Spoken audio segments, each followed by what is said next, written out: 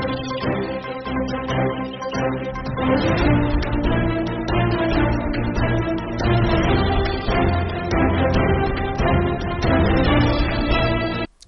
आवाज पे आज चर्चा कर रहे हैं राजस्थान सरकार के द्वारा प्राइवेट स्कूल फीस एक्ट के बारे में और कोविड के दौरान जो अभिभावकों का जो अधिकार है, जो कोविड के दौरान जो स्टूडेंट्स को और ऑनलाइन ऑफलाइन क्लासेस से वंचित किया जा रहा है, ऑनलाइन ऑफलाइन क्लासेस के साथ एग्जाम देने से वंचित किया जा रहा है, उसके बारे में और अभिभावकों को अधिकारों के बारे में जानने के लिए आज हमारे साथ इस चर्चा में हैं संयुक्त अभिभावक संघ के अध्यक्ष अरविंद जी अग्रवाल और साथ में संयुक्त अभिभावक संघ के प्रवक्ता अभिषेक जैन बिट्टू जी। आपका स्वागत है। अभिषेक जी, आपका भी स्वागत है। आपकी आवाज पे आप एज ए अध्यक्ष के रूप में संगठन को चला रहे हैं और आपके साथ हैं अभिषेक जी जैन और आप प्रवक्ता इस संगठन में। बिल्कुल सर। तो ये संगठन क्या कर रहा है अभिभावकों के लिए? अभी जो कोरोना के दौरान जो भी चीजें रही हैं, क्या बैकग्राउंड रहा है, इसके पीछे पूरी लड़ाई के पीछे क्या कहानी है, थोड़ा आप हमें खुल के बताएं। देखिए, कोरोना काल प्राइवेट स्कूलों के लिए जो फीस का मुद्दा है, उसके अंदर जो प्राइवेट स्कूलों की मनमर्जी से फीस और फीस के नाम पे जो स्कूल फीस के नाम पे लूट मचा रखी है, उसके ऊपर कोरोना काल अपने आप में आई ओपनर की तरह से आया, जिसके अंदर स्कूलों की फीस की जो टीस पेरेंट्स की है मनमर्जी जो स्कूल वालों ने लगा रखी है, और उसके ऊपर जो नियम कायदे और कानून जो सरकारी नियम है और जो सरकार ने जो कानून बना रखा है, उसकी अवहेलना जो चल रही है, वो कोर्ट के अंदर जब फीस के अंदर जो रिलैक्सेशन कोरोना काल के लिए केस चला, तो उसके अंदर मालूम पड़ा कि कायदे कानूनों के साथ स्कूल वाले, प्राइवेट स्कूल वाले खिलवाड़ कर रहे हैं। किस तरह का खिलवाड़ होता है ये? सर, 2016 के अंदर राजस्थान सरकार ने प्राइवेट स्कूलों की फीस नियामक के लिए फीस एक्ट 2016 बनाया था, जिसको जीएसआर नोटिफिकेशन 14 नंबर नोटिफिकेशन के साथ 8 फरवरी 2017 को लागू कर दिया गया। और उसके अंदर जो फीसें जो स्कूलों की हैं, पीटीए का गठन करके एसएलएफसी बना के फीस जब तक उससे निर्धारित नहीं होगी स्कूल के अंदर, तो स्कूल अपनी फीस बढ़ा नहीं सकता है, और फीस के जो कानून है, उस कानून की पालना करते हुए ही फीसें तय कर सकता है। ऐसी स्थिति के अंदर कोई भी स्कूल अगर कानून की पालना नहीं है तो फीस बढ़ा नहीं सकता है। तो ये जो पीटीए बताया, एसएलएस बताया, तो थोड़ा सा उसके बारे में आप जानकारी। बिल्कुल, स्कूल के अंदर जो पेरेंट्स जिनके बच्चे पढ़ रहे हैं, उनके अंदर स्कूल का एक संगठन बनता है, पेरेंट टीचर्स एसोसिएशन, जिसके अंदर हर पेरेंट उसका सदस्य होता है जिसका बच्चा उसमें पढ़ रहा है। हर पेरेंट उसका सदस्य होता है, और उसके लिए आपको 50 रुपए की फीस तो अर्बन एरियाज के अंदर और रूरल एरियाज के अंदर 20 रुपए की फीस स्कूल के अंदर चार्ज कर सकता है। ईयरली फीस है। और उसके अंदर आपको जितनी भी फीस तय करनी है, फीस के नाम से जब भी स्कूल कोई तय करेगा, तो वहां से एक बॉडी जो पीटीए का गठन है, जो कि पूरे संगठन बनता है स्कूल का, उसके अंदर एसएलएफसी बनती है। एसएलएफसी 10 लोगों की बॉडी होती है, जो कि स्कूल लेवल फीस कमेटी होती है। वो फीस कमेटी जो है सारे स्कूल के अंदर जितने भी चार्जेस तय होंगे, फीस के नाम पे पैसे लिए जाएंगे, वो तय करती है। और ऐसी स्थिति के अंदर स्कूल चूंकि आपके सोसाइटी एक्ट के अंदर रजिस्टर्ड होते हैं, और सुप्रीम कोर्ट के अंदर भी जो केस हुआ, उसके अंदर सुप्रीम कोर्ट ने भी निर्धारित किया है कि स्कूल उसके अंदर कोई भी मुनाफाकरण नहीं कर सकता और कोई भी कमर्शियलाइजेशन एक्टिविटीज, कमर्शियल एक्टिविटीज करके पैसे नहीं कमा सकता। ये फीस का क्या स्ट्रक्चर किस तरह से आप थोड़ा समझें? उसके अंदर सीधा सिस्टम है कि स्कूल की जो कमेटी होती है, स्कूल लेवल फीस कमेटी, 10 लोगों की कमेटी के अंदर बैठ के वो सबसे पहले अपने आय और व्यय का विवरण रखते हैं। पूरे अकाउंट्स उसके अंदर रखने पड़ते हैं, आपको सारे अकाउंट्स के रजिस्टर्स रखने पड़ते हैं और सारी चीज़ें सामने रखनी पड़ती है कमेटी के अंदर। और वो सारे खर्चे आपको जितने भी आपके अकाउंट्स हैं वो सारे दिखा के फिर आप उसके अंदर जो खर्चे हैं और उस अनुपात के अंदर जितने आपके बच्चों से आप फीस चार्ज कर रहे हैं, जितने बच्चे हैं उनसे आप वो फीस तय करा सकते हैं। इसके अंदर फीस लेने के अंदर वो कोई भी पैसा कमा नहीं सकते। ऐसा सुप्रीम कोर्ट का भी ऑर्डर के अंदर क्लियर हुआ और कानून के अंदर भी यही लिखा हुआ। सरप्लस जाते होंगे। बिल्कुल। अब समस्या यही है, स्कूल वाले इस पैसे को, इस मीटिंग को और इन सबको जो है इसकी अवहेलना क्यों कर रहे हैं? अब मन में संशय यही आता है कि जो आदमी इन सब चीज़ों को नहीं दिखा रहा है तो उसका उद्देश्य क्या हो सकता है? उसका उद्देश्य व्यापारीकरण ही हो सकता है। इस व्यापारीकरण के अंदर स्कूल वाले अपने ये खर्चे, जो कि हाई कोर्ट के अपने ऑर्डर के अंदर जब डिविजनल बेंच का ऑर्डर आया था 18 दिसंबर को, उसके अंदर भी कहा था वेबसाइट पे भी रखना है, आपको नोटिस बोर्ड पे भी डालना है, और आपको सारी चीज़ें जो है सामने सारे खर्चे आपको सब पेरेंट्स के सामने रखने पड़ेंगे। स्कूल एक एज ए सोसाइटी होती है, सोसाइटी में रजिस्टर्ड होती है, नॉन प्रॉफिटेबल होता है, और आप बोल रहे हैं इस कमेटी के द्वारा स्कूल के सारे खर्चे जितने भी एक्सपेंसेस होंगे ईयर टू ईयर इनको डिफाइन करना होगा, दिखाना होगा, और सारे अकाउंट सामने रखने। तो ये तो स्कूल वालों का मतलब कमाई पूरा ही आप बंद कर रहे हैं स्कूलों को। कानून है सर, हम थोड़ी कर रहे हैं, कानून है, कानून है। आज शिक्षा के इस स्कूल एक्ट के तहत कितने स्कूलों ने इसको पालना कर रहे हैं? ऐसा है, हमारे तो जहां तक भी अभी तक जितने भी स्कूलों से संपर्क हुआ है, पेरेंट्स से संपर्क हुआ है, किसी भी स्कूल के अंदर जब भी हमने जानकारी चाहिए तो स्कूलों ने अपनी जानकारियां नहीं दी कि स्कूल फीस एक्ट की पालना कैसे हो रही है, कमेटी कैसे बनी, पीटीए का गठन कैसे हुआ, और उनके जो मिनट्स है जिसके अंदर की उन्होंने फीसें तय की, उसकी कोई भी जानकारी नहीं दे रहा है। दूसरा, ये शिक्षा विभाग के अंदर भी जब आरटीआई लगाई गई तो उन्होंने भी इनके जवाब नहीं दिए। तीसरा, जब भी किसी से बात करते हैं तो सरकारी संरक्षण कहूँ मैं इसको, या सरकारी लोगों की नाकामी कहूँ, कोई भी इसके अंदर विभाग भी इसके अंदर त्वरित गति से काम नहीं कर रहा है, और वो मिली भगत भी हो सकती है या इनके अपने आलसपना भी हो सकता है। इन सब के अंदर अगर विभाग काम नहीं कर पा रहा है और कानून की पालना नहीं करा पा रहा है तो सरकार की जिम्मेदारी होती है, जो सरकार जिम्मेदार है इसके। बिल्कुल सरकार जिम्मेदार है, शिक्षा मंत्री जिम्मेदार है। अगर वो अपने शिक्षा मंत्रालय के अंदर कानून की पालना नहीं करा पा रहे हैं तो उसके अंदर कानून की पालना के लिए तो सरकार, लाखों करोड़ों लोगों को जहां फीस एक्ट के तहत उनको रिलीफ मिल सकता है, तो उस रिलीफ को कौन रोक रहा है? आप मतलब कौन इसके गुनहगार है? असली गुनहगार कौन है इसके? सर, गुनहगार तो इसके अंदर प्राइवेट स्कूल वाले हैं जो कि उसकी कानून की पालना नहीं कर रहे हैं। उनके अपने पालना कौन कराएगा? पालना कराने के लिए सरकार है, और सरकार का शिक्षा विभाग है। तो शिक्षा विभाग इसमें अनदेखी कर रहा है, या जानबूझ के अनदेखी कर रहा है, या कुछ उनके भी बेनिफिट्स इसमें जुड़ते हैं क्या? अब बेनिफिट्स की बात तो मैं नहीं कह सकता, लेकिन इन सब के बावजूद अगर वो कार्रवाई नहीं कर रहे तो निश्चित तौर के ऊपर कहीं ना कहीं ऊपरी सतह से लेकर निचली सतह तक, डीओ तक के लेवल भी कहीं ना कहीं इसके अंदर मिलीभगत में हो सकते हैं, तभी ऐसी कार्रवाई नहीं हो रही। जबकि आए दिन सारे शिक्षा विभाग के अंदर कंप्लेंटें जा रही हैं। हमारे संगठन ने भी सारे अभिभावकों की शिकायतें जब हमारे पास आती हैं तो उनकी शिकायतें अगर हम विभाग को करते हैं, जैसे principal secretary, director, DEO, joint director, सबको हम मुख्यमंत्री और शिक्षा मंत्री और यहाँ तक कि कलेक्टर को भी हम उसके अंदर लूप में रख के शिकायत करते हैं। ईमेल के मार्फत हम उसके अंदर करते हैं, डॉक्यूमेंटेशन के माध्यम से आप बताते हैं।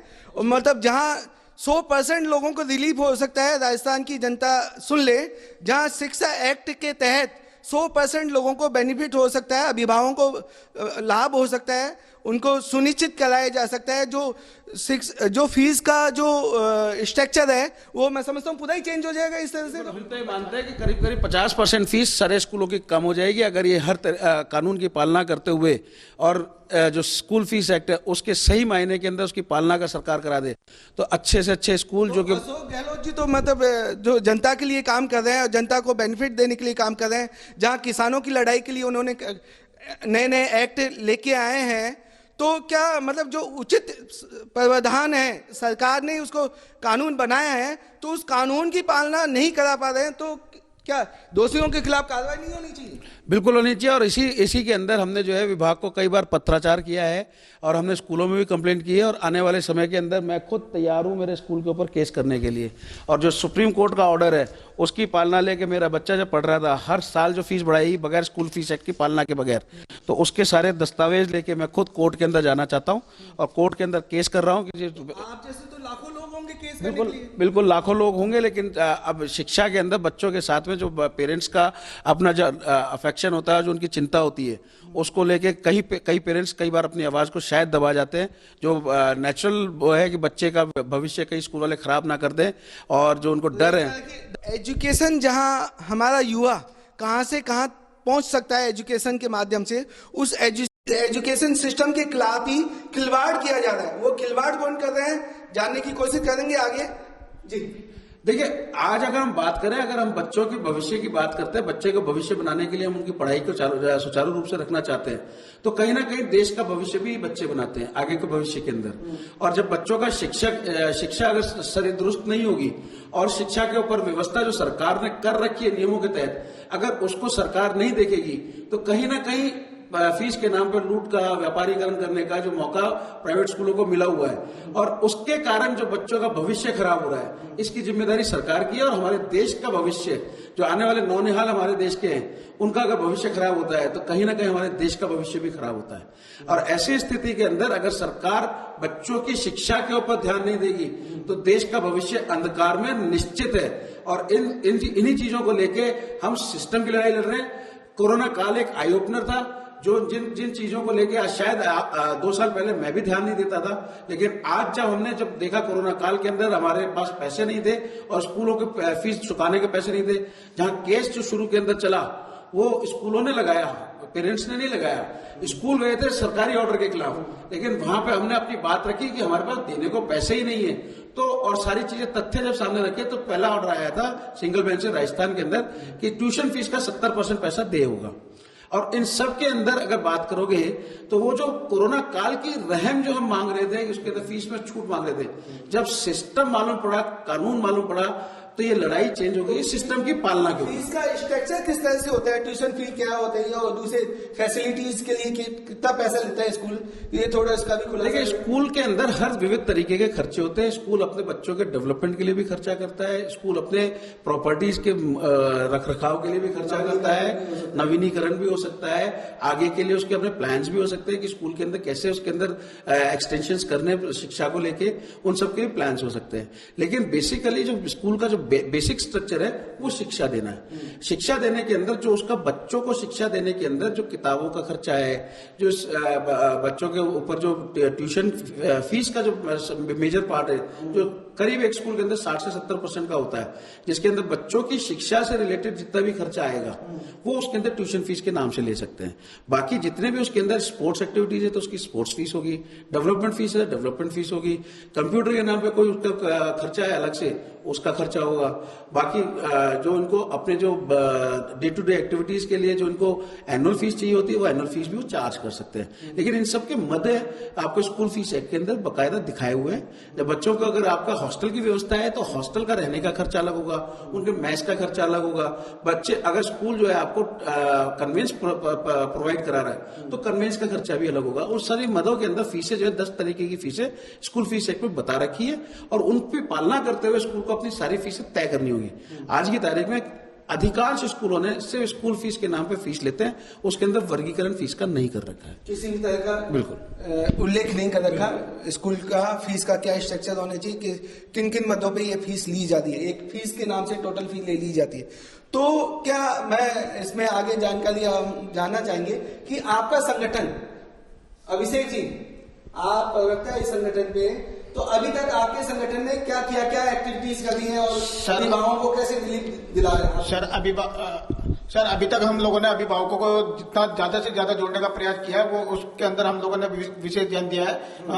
पर्टिकुलर हम लोगों ने प्रत्येक स्कूलों में जाकर जिन जिन अभिभावकों को हम लोगों की आवश्यकता थी हम लोग उन तक जुड़े हैं। अभिभावकों को जहाँ हमें हमारी जरूरत पड़ी है हम लोग वहां तक पहुंचे, उन तक पहुंचने का पूरा प्रयास किया है। इस तरीके से हम लोगों ने अभिभावकों को जोड़ा। आज की तारीख में पूरे राजस्थान भर से हमारे पास शिकायतें भी आ रही है अभिभावकों की। उनकी शिकायतों के ऊपर हम कार्रवाई करने के लिए जिला शिक्षा अधिकारी से लेकर मुख्यमंत्री तक को निवेदन पत्र लिखते हैं कि स्कूल के द्वारा इस प्रकार की शिकायतें आती है स्कूल अभिभावकों से। सर आज की तारीख में जो सबसे बड़ी शिकायत आ रही है, जो सुप्रीम कोर्ट का ऑर्डर आया था 3 मई 2021 को और 1 अक्टूबर 2021 को, उसकी अवहेलना को लेकर सबसे ज्यादा कंप्लेंटें आ रही है। स्कूल वाले नाजायज तरीके से अभिभावकों के ऊपर दबाव बनाकर उनके बच्चों के, उनके छात्रों की कक्षाओं को रोक रहे हैं। इन दिनों परीक्षाओं का सुनने में आ रहा है, परीक्षाओं का गेम चल रहा है और इस हाँ बिल्कुल मैं ये चीज बताने वाला था कि परीक्षाओं को मोहरा बनाकर स्कूल वालों ने परीक्षाओं को मोहरा बनाकर अभिभावकों को धमकी देना स्टार्ट कर दिया है कि अगर आपके बच्चे की पूरी फीस जमा नहीं होगी तो आपके बच्चे का परीक्षा नहीं ली जाएगी। जबकि सुप्रीम कोर्ट का ऑर्डर है, 3 मई 2021 को भी सुप्रीम कोर्ट ने स्पष्ट कहा था और 1 अक्टूबर 2021 को भी स्पष्ट कहा था कि बिना कोई भी स्कूल संचालक किसी भी बच्चे की ना तो पढ़ाई रोक सकता है ना परीक्षा रोक सकता है, बिल्कुल भी नहीं रोक सकता है, कुछ भी नहीं रोक सकता है। अगर किसी बहुत सारे स्कूलों ने बच्चों की फीस नहीं देने के कारण उनकी क्लासेस, ऑनलाइन क्लासेस की बात हो रही है, उनको ब्लॉक कर दिया, बंद कर दिया। वो गलत है, वो गलत है। सुप्रीम कोर्ट के ऑर्डर के हिसाब से वो गलत है। बिल्कुल एक तरीके से अवहेलना। वो सुप्रीम कोर्ट के आदेश का अपमान है, ओपनली अपमान है, इसको राजस्थान सरकार भी संरक्षण दे रही है। क्यों राजस्थान सरकार क्यों संरक्षण दे रही है? क्योंकि हम लगातार कंप्लेंट पे कंप्लेंट शिक्षा विभाग तक पहुंचा रहे हैं, माननीय मुख्यमंत्री तक पहुंचा रहे हैं, किंतु उसके बावजूद भी आज तक मुख्यमंत्री से लेकर अधिकारी तक मतलब किसी के भी कानों में जू तक नहीं रेगी गई है कि भाई इन अभिभावकों को राहत दिलवाई जाए, सुप्रीम कोर्ट के आदेश की पालना सुनिश्चित करवाई जाए, कानून की पालना सुनिश्चित करवाई जाए। मैं ये जानना चाहूंगा, आपके संगठन ने 1.5-2 साल में किस तरह की पेरेंट्स का या अभिभावकों का किस तरह की परेशानी आई, किस तरह की समस्याएं, फीस के साथ दूसरी समस्याएं क्या आई जिनको आपने रिजोल्व किया, करवाया अपने संगठन के माध्यम से? देखिए, संगठन जो हमारा बना था कोरोना काल की जो फीस थी उसको लेके बना था, लेकिन इन सब के बावजूद जो अभिभावकों की समस्या थी उसको कहीं ना कहीं हर तरीके से हमने जो है सरकार तक और विभाग तक पहुंचाने की कोशिश की। अभिभावकों की जो समस्या आती है उसके अंदर फीस को लेके या उसके अंदर स्कूल वालों का जिस तरीके से व्यवहार रहता है या स्कूल वाले जो भी कोर्ट के आदेश की अवहेलना करते हैं, सबसे पहले हम स्कूल से संपर्क करते हैं अपने संगठन के मार्फत। अभिभावक हमसे बात करता है तो हम स्कूल से बात करते हैं और अभिभावकों की समस्या को वहां पर रखते हैं और कानून की जो पालना है उसकी पालना करने के लिए उनको अनुरोध करते हैं। वो अगर अनुरोध स्कूल वाले नहीं सुनते हैं या उनका व्यवहार अच्छा नहीं रहता है तो फिर हम विभाग के पास जाते हैं। कई बार हमने जो है इन सब चीजों को राज्य सरकार तक भी पहुंचाने की कोशिश की है, मंत्रिमंडल तक भी पहुंचाने की कोशिश की है, मंत्री तक पहुंचाने की कोशिश की है। और इसके खिलाफ जब ये मुद्दा चरम पे था, जब हाईकोर्ट के अंदर मैटर चल रहा था, 19 दिन का धरना भी हमारे संगठन ने दिया और उस संगठन का धरना सरकार ने कहीं भी कोई भी 19 दिन तक कोई पहल नहीं की। बात को इस विवाद को लेके कोई भी संवाद करने की हमसे कोई कोशिश नहीं की। और उसके बाद में जब हमने अपना पक्ष कोर्ट के अंदर रखा और हाई कोर्ट के अंदर जब वो जीत हमको मिली, स्कूल फीस एक्ट और स्कूल के अंदर जो फीस का जो स्ट्रक्चर था उसके अंदर हाई कोर्ट का ऑर्डर आया, तब हमने वो धरना हटाया और इस बात को लेके, कानून की पालना को लेके अभिभावकों को साथ में रख के एक जागृति हमने चलाने की कोशिश की कि इस कानून के अंदर क्या प्रावधान है और आपके साथ क्या गलत हो रहा है। और संगठन जो है विभाग तक और स्कूलों तक अपनी बात पहुंचाता है। और आज स्थिति ये आ गई है कि जब सुप्रीम कोर्ट तक मैटर गया और सुप्रीम कोर्ट के अंदर भी हमने फाइट किया और वहां पे जो ऑर्डर आया, एक बहुत ही, मैं कहूंगा बहुत ही सुंदर एक ऑर्डर आया जिसके अंदर स्कूल फीस एक्ट, जो स्कूलों ने मनमाने तरीके से कानून की पेचीदगियों में इस एक्ट को अटका रखा था, उसके अंदर सुप्रीम कोर्ट ने इस ऑर्डर स्कूल फीस एक्ट को अपहेल्ड किया, उसके अंदर कानूनी व्यवस्थाएं पूरी दी और ये कहा कि सबसे बड़ा जो उसके अंदर खूबी है, जो 117 नंबर पॉइंट के अंदर लिखा हुआ है कि कोई भी स्कूल अपनी फीस 19-20 की 20-21 की जो कोरोना काल की फीस है, जिन स्कूलों ने 19-20 के अंदर स्कूल फीस एक्ट की पालना करते हुए फीस तय कर रखी, वो 85% तक अपनी फीस इस 20-21 के अंदर ले सकते हैं। 15% स्कूल माननीय जज साहब ने कहा 15% तक हम ये मानते हैं कि स्कूलों के खर्चे नहीं होंगे, वो तो आपको देने ही है, बाकी अपने और से अगर और खर्चे बचते हैं अपने स्कूल जो भी उसके अंदर सोचता है और अगर इसके अंदर ज्यादा छूट देना चाहे तो दे सकता है। ऐसी स्थिति के अंदर उन्होंने जब उसके अंदर कहा कि 5 अगस्त तक फीस जमा होनी है और जो भी बच्चे इसके अंदर फीस जमा नहीं करा पाते उसकी एवज के अंदर या इससे पहले की भी कोई फीस ड्यू है उसकी एवज के अंदर बच्चों की शिक्षा रोकी नहीं जा सकती, ऑनलाइन ऑफलाइन क्लासेस से उनको निकाला नहीं जा सकता, ऑनलाइन क्लासेस से भी ऑनलाइन और ऑफलाइन अगर क्लासेस चलती हैं तो उससे भी नहीं निकाला जा सकता, परीक्षाओं से वंचित नहीं किया जा सकता, उनके रिजल्ट्स देने ही होंगे। स्कूल इस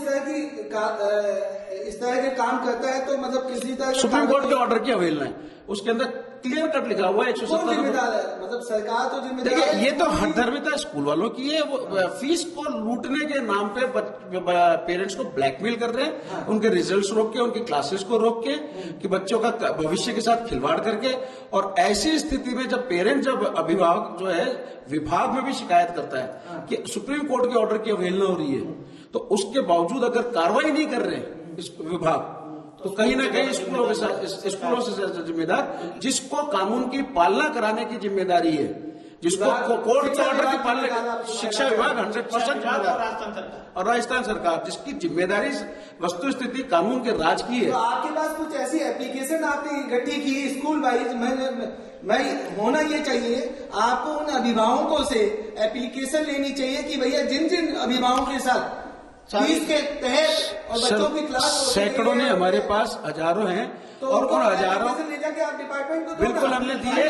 इन सब के अंदर हमने कई बार ज्ञापन भी दिए, मुख्यमंत्री जी को भी ज्ञापन दिए, और शिक्षा विभाग के नियमों की पालना के अंदर मुख्यमंत्री जी और शिक्षा मंत्री जी को हमने डीएफआरसी के गठन के लिए भी लेटर लिखा हुआ है। ये डीएफआरसी क्या है? एसएलएफसी के बाद में डिविजनल जो आपकी कमेटी होती है संभाग स्तर की, उसके अंदर अगर कोई स्कूल इसके अंदर अगर कोई कार्रवाई नहीं कर रहा है, स्कूल फीस एक्ट की पालना नहीं कर रहा है, फीस के अंदर कोई भी आपका विवाद है, तो उसको लेके सरकार की तरफ से डीएफआरसी का गठन होता है। एसएलएफसी के बाद में डीएफआरसी के गठन के अंदर आप जितनी भी इसकी शिकायतें वहां कर सकते हैं, लेकिन जब वो डीएफआरसी ही बनी हुई नहीं है तो अभिभावक जाएगा वो विभाग के अंदर शिकायत करने के बाद रह जाता है। और अगर इसी बात के अंदर दिक्कत है तो हजारों कंप्लेंट्स हमारी तरफ से जा चुकी है, संगठन के स्तर पे जा चुकी है, और पेरेंट्स की तरफ से भी हमने, क्योंकि हमारा संगठन राजस्थान सरकार से मान्यता तो प्राप्त नहीं, रजिस्टर्ड संगठन तो है, लेकिन राजस्थान सरकार ने हमें कोई ऐसी मान्यता नहीं दे रखी कि हम उसके अंदर निस्तारण कर सकते हैं।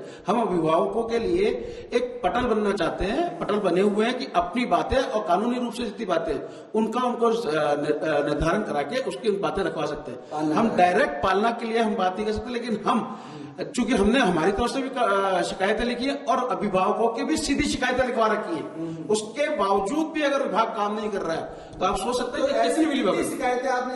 हजारों शिकायतें सर, हजारों शिकायतें उनके हमारे पास रिकॉर्ड्स हैं, राज्य सरकार तक हम पहुंचा भी चुके हैं उनको। सर मेरी खुद की स्कूल की शिकायत है, आप देखें उसकी कॉपी मैं आपको बताता हूँ, जिसकी मैंने रसीद ले रखी है। 30 जुलाई की एप्लीकेशन है ये 29 जुलाई की एप्लीकेशन है, जिसके अंदर विभाग ने मेरे को रसीद भी दे रखी है, जिसके अंदर मैंने साफ ये लिखा है कि माननीय सुप्रीम कोर्ट के 3/5/2021 के निजी स्कूल फीस को लेकर निर्णय दिया था, जिसके अंदर फीस एक्ट 2016 के अनुसार निर्धारित फीस जमा कराने के आदेश दिया था। इसके संदर्भ में स्कूल प्रशासकों से जानकारी प्राप्त कर रहे हैं, लेकिन तो स्कूल प्रशासक कोई जवाब नहीं दे रहा। मतलब ये खुली चुनौती है, मैं ये कह सकता हूँ सरकार शिक्षा इसको लेके हम कोर्ट में जाने वाले हैं, क्योंकि सरकार ने अपना कार्य पूरा नहीं किया है। जो कमेटियां उनको बनानी थी उन्होंने नहीं बनाई, स्कूलों ने नहीं बनाई।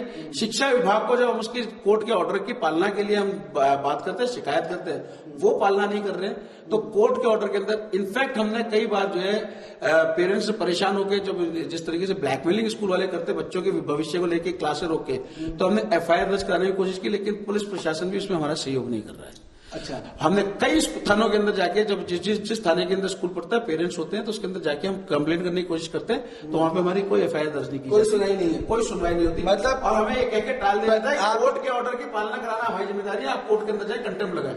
और उसके अंदर जब हमने सारी कार्रवाई करके जब हम थक हार गए, पूरे सिस्टम के अंदर जब हमें लगता है कि मलिनता आ रही है, तो हमें कानून के ऊपर पूरा भरोसा है। जिस तरीके से कानून के अंदर सुप्रीम कोर्ट से ऑर्डर आया, उसके हम सम्मान करते हैं, और हमें लगता है सबसे बेहतरीन एक ऑर्डर आया है, उसकी पालना के लिए हम वापस कोर्ट ही जाएंगे, और उसकी तैयारी हम कर रहे हैं। और मैं आपके मंच के माध्यम से, आपके चैनल के माध्यम से रिक्वेस्ट करना चाहूंगा सारे अभिभावकों को कि आपको, अगर आपका स्कूल इसके अंदर परेशान कर रहा है, मनमानी फीस मांग रहा है, फीस एक्ट की पालना नहीं हो रही, तो आप संयुक्त अभिभावक संघ के पास आए, आपको पूरी तरह से कानूनी मदद दी जाएगी। और जितने पेरेंट्स इससे पीड़ित हैं, वो अगर कोर्ट के अंदर कार्रवाई करना चाहें, तो संयुक्त अभिभावक संघ आपकी पूरी मदद करेगा। और इसके अंदर आप कहीं ना कहीं पूरे सिस्टम के अंदर दीप जलाने के ऊपर, रोशनी जलाने के ऊपर काम कर सकते हैं। आपका नाम उसके अंदर होगा, और आइए मान के चलें कि ऐसी रोशनी जब जलेगी, तो इस रोशनी के अंदर आपका भी नाम होगा, वो दीपक आपका भी होगा, जिससे रोशनी होगी, और पूरे के पूरे करोड़ों जो अभिभावक राजस्थान के अंदर हैं, उनका सबका फायदा होगा, और ये स्कूलों की, जो प्राइवेट स्कूलों की मनमानी है, वो रुकेगी। क्या इसके आगे भी और कुछ है, संभावना है इसमें? देखिए, हम आपको एक और बात बताते हैं कि एजुकेशन हमारे बच्चों के लिए बहुत जरूरी है। इस एजुकेशन के लिए प्राइवेट इंस्टीट्यूट को अभिभावक खुद चुनता है, अपनी जेब के अनुसार। जिस स्कूल के अंदर उसको लगता है मेरे बच्चे को मैं जिसकी फीस दे सकता हूं, उसके लिए चुनता है। लेकिन सिद्धांत नियमों के तहत और कानून के तहत अगर वो फीस तय होती है, तो वो सरकार का काम है कि उसको तय कराए, और हमसे पैसे इस फीस के नाम पे लूटा ना जाए। क्योंकि शिक्षा के अंदर जो स्कूल अच्छा काम कर रहे हैं, हमारे सारे स्कूलों से नहीं, जो वाकई इसके अंदर काम कर रहे हैं, बच्चों को शिक्षा दे रहे हैं, हमारी लड़ाई इन संस्थानों से नहीं है। हमारी लड़ाई है सिस्टम की पालना के लिए। हम स्कूलों का 1 रुपए का नुकसान नहीं चाहते, जैसा कानून के अंदर लिखा हुआ है उनको पूरा खर्चा मिलना चाहिए जो बच्चों के ऊपर वो व्यय करते हैं, तो उसके अंदर वो बकायदा उसके हिसाब से फीस तय कर सकते हैं। हमारा 1 रुपए का उनको नुकसान देने का कोई भी उद्देश्य नहीं है, पर कानून की पालना करते हुए जो जायज फीस है वो हमसे पैसे लिए। बिल्कुल, आपका ये कहना है कि शिक्षा होनी चाहिए, अच्छी फैसिलिटी में होनी चाहिए और अच्छे माहौल में होनी चाहिए। उसके लिए जो फैसिलिटीज और जो खर्चा बनता है वो एजुकेशन और स्कूल वालों को लेना भी चाहिए। लेकिन जो शिक्षा का जो मेन उद्देश्य है कि आम आदमी को सहयोग करते हुए, बच्चों को और देश के विकास में सहयोग करते हुए उन संगठन जो एजुकेशन का जो सोसाइटीज हैं, जो सोसाइटी के माध्यम से शिक्षा दी जाती है, वो प्रॉपर फीस स्ट्रक्चर के माध्यम से दी जाए, लूट खसोट नहीं होनी चाहिए। आपका ये मानना है? बिल्कुल यही मानना है। दूसरा हमारा ये है कि इसके अंदर शिक्षा के अंदर जो व्यापारीकरण हो रहा है और उसके अंदर जो सिस्टम्स, मेरा मानना यह है कि स्कूल वाले स्कूल फीस एक्ट क्यों नहीं मान रहे। आज जो पुराने टाइम के अंदर 2017 से लेके अब तक फीस एक्ट की पालना नहीं हुई, तो उन आए व्यय को जब कानून के अंदर हाई कोर्ट से ऑर्डर आया, सुप्रीम कोर्ट से ऑर्डर आया, तो आज अपने खर्चे क्यों नहीं बता रहे। कहीं ना कहीं हमें अंदेशा है कि उनके खर्चों के अंदर जो उनके अकाउंट है उनके अंदर हेर फेर है, और सरकार के जितने भी नुमाइंदे हैं, विभाग के जितने भी नुमाइंदे हैं, वो इस चोरी को बचा रहे हैं। चोरी में साथ दे रहे हैं। बिल्कुल ऐसा ही लगता है, तभी तो कार्रवाई नहीं हो रही। नहीं तो एक आम पीड़ित अभिभावक जो सुप्रीम कोर्ट का ऑर्डर लेके बैठा है कि बच्चे की शिक्षा नहीं रुक सकती और किसी भी तरीके से बच्चे की शिक्षा नहीं रुक सकते, आप बाकी कानूनी प्रावधानों के तहत आप लीगल नोटिस देते हैं, बिल्कुल दें, लेकिन अगर वो लीगल नोटिस जिस स्कूल ने फीस एक्ट की पालना कर रखी है और फिर अभिभावक अगर फीस नहीं दे रहा है तो उसकी समस्या को अभिभावक वहां पे स्कूल में लेके जाए। कानून के अंदर, कोर्ट के ऑर्डर के अंदर ये लिखा हुआ है कि आप उसकी बात को सहानुभूति पूर्वक सुनेंगे और उसका निस्तारण करेंगे।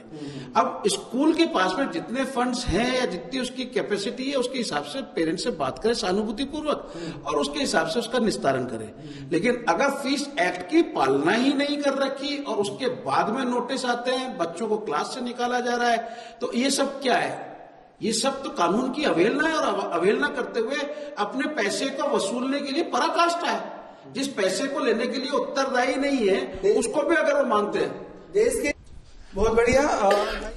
आपकी आवाज की चर्चा में हमने जाना अभिभावकों के अधिकारों के बारे में। राजस्थान सरकार के द्वारा प्राइवेट स्कूल फीस एक्ट जो बनाया गया है उसको सुप्रीम कोर्ट के निर्देशानुसार सुनिश्चित किया गया है। सभी स्कूल इसको लागू करेंगे और सभी स्कूल इसके तहत फीस लेंगे। जी हाँ, आपके बच्चों की फीस इस एक्ट के अनुसार 50% तक कम की जा सकती है। साथ ही संयुक्त अभिभावक संघ के अध्यक्ष अरविंद अग्रवाल, प्रवक्ता अभिषेक जैन ने हमें बताया कि कोई भी स्कूल किसी भी स्टूडेंट को ऑनलाइन क्लासेस लेने से, वह एग्जाम देने से किसी भी तरह का प्रतिबंध नहीं लगा सकती, किसी भी तरह की रोक नहीं लगा सकती।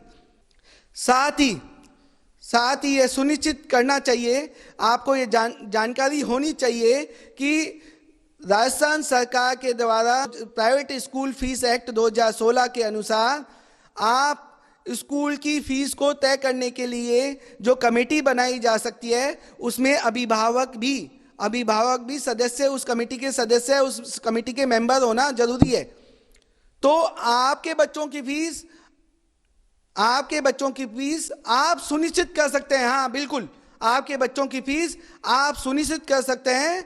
बस स्कूल का जो खर्चा होता है, जो स्कूल का जो एक्सपेंसेस है, उस एक्सपेंसेस को स्कूल को लेने का राइट्स है। और जी अभिषेक जी और अरविंद जी, आपका बहुत बहुत धन्यवाद इस चर्चा के लिए। आगे भी आपसे इस तरह की चर्चा हम जारी रखेंगे और सभी अभिभावकों से मैं ये निवेदन करूंगा, आप अपने अधिकारों को जानने के लिए कंटिन्यू बने रहें आपकी आवाज के साथ।